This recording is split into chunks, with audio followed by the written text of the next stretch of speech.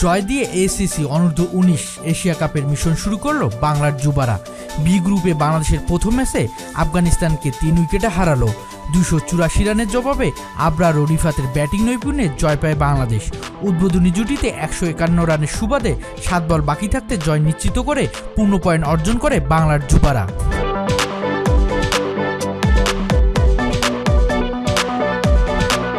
দুবাইয়ের ICC academy মাঠে টসে জিতে ব্যাটিংয়ে নামে আফগানিস্তান।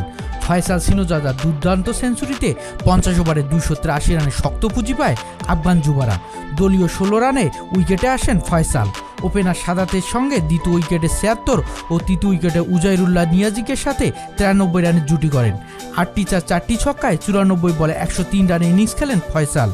33তম ওভারে দলীয় 175 রানে ফয়সাল আউট হলে নিয়াজিক ও মিয়াকিল ইনিংসের হাল ধরেন।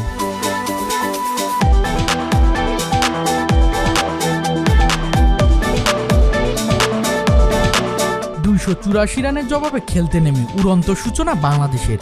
উদ্বোধনী জুটিতে 151 রান যোগে ম্যাচ সহজ করে দেয় আবরার ও রিফাত। 27তম ওভারের চতুর্থ বলে 62 রান করে আউট হয় রিফাত।